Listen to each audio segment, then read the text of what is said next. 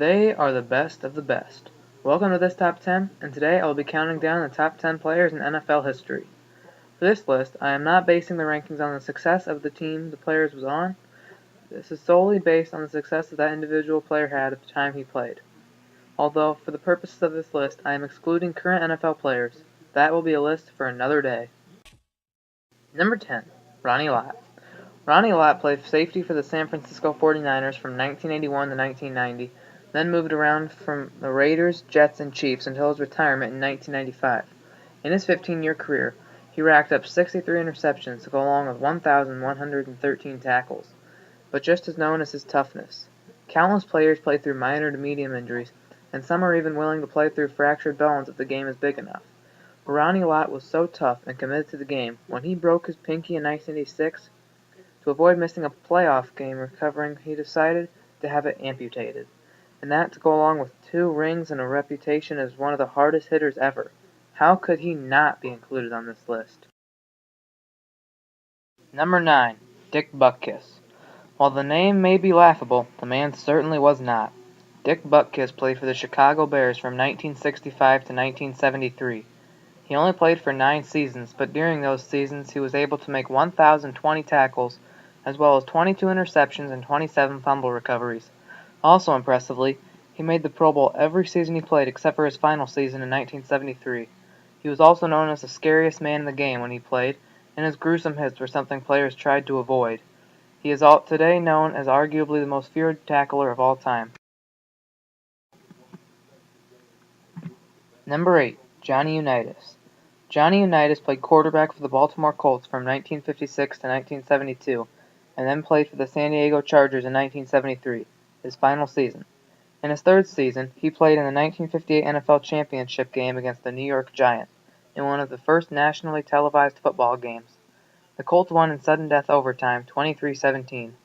This game had a huge influence on how modern football is broadcasted, and is now known as the greatest game ever played, and Johnny Unitas was at the helm of it. This would not be Unitas' last big game. In 1968, he played the AFL's New York Jets in Super Bowl III.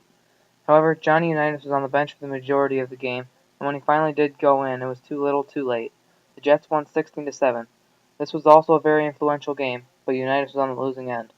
However, this does not tarnish his 40,239 passing yards and 290 passing touchdowns, as well as 4 MVP awards and an eventual ring in Super Bowl V. Number 7, Reggie White. Reggie White, known as the Minister of Defense, played defensive end from 1985 to 2000. He made his NFL debut playing for the Philadelphia Eagles. In just his 8 seasons there, he was able to rack up 124 sacks. However, he was never able to win a championship or even make it very far in the playoffs. When free agency began in 1993, he decided to sign with the Green Bay Packers. While there, he had another 68.5 sacks.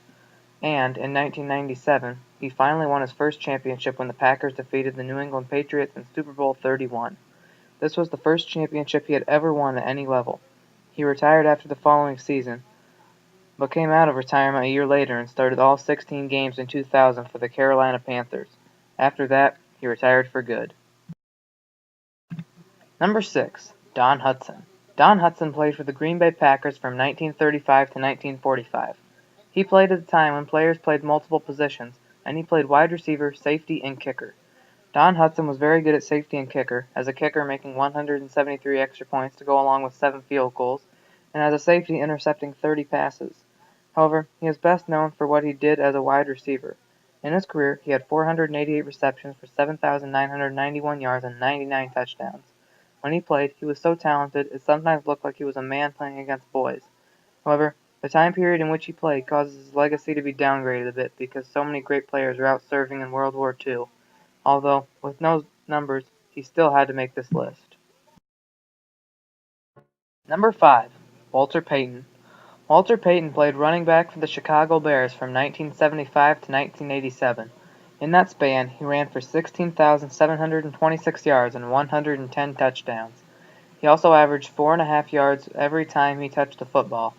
Although some of these have been broken, he at one time held over a dozen NFL records.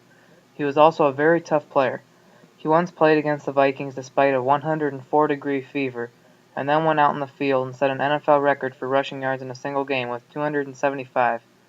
He also finally won a ring in Super Bowl 20, although was one of the lowest points of his career because, despite several opportunities, he failed to score a touchdown. Nonetheless, Peyton was a great football player and easily makes his way onto this list. Number 4. Lawrence Taylor. Lawrence Taylor played linebacker for the New York Giants from 1981 to 1993. In that time, he managed to get 1,088 tackles and 132.5 sacks. Lawrence Taylor was known to completely change gears when he stepped onto the football field and was known to be very intimidating. His scary mix of speed and strength changed the way that offensive linemen blocked. He also had a natural instinct that cannot be taught. When he once sacked the quarterback on a play and his coach told him that that wasn't what he was supposed to do on the play and that he was supposed to drop into coverage, he responded, "Well, we better put it in on Monday, because that play's a dandy." Number 3. Joe Montana. Joe Montana, known as Joe Cool because of his ability to keep calm under pressure, played for the San Francisco 49ers from 1979 to 1992. He then finished off his career in Kansas City from 1993 to 1994, but is known for what he did in San Francisco. While a 49er, Joe brought the city 4 Super Bowls and was the MVP for 3 of those. In his career, Joe threw for 40,551 yards and 273 touchdowns, and when he led the Chiefs against the 49ers, the 49er fans loved him so much, many rooted for him instead of their team. And that is saying something. Speaking of great 49ers, Number 2. Jerry Rice. Jerry Rice played wide receiver for the 49ers from 1985 to 2000. He then played for the Raiders from 2001 to 2003, and then played for the Seahawks in 2004. However, like Joe Montana, he is also known for what he did in San Francisco. In his career, Rice caught 1,549 passes for 22,895 yards and 208 touchdowns. But along with this, he was also known for the ability to make the tough catches when they needed to be made. He won 3 Super Bowls and was the MVP of Super Bowl 23, and also holds well over a dozen records. Before I reveal my top pick, here are some honorable mentions. Deion Sanders,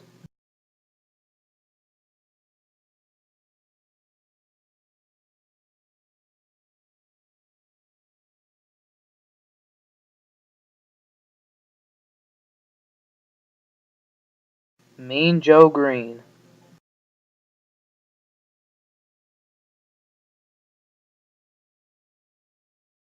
Sammy Baugh,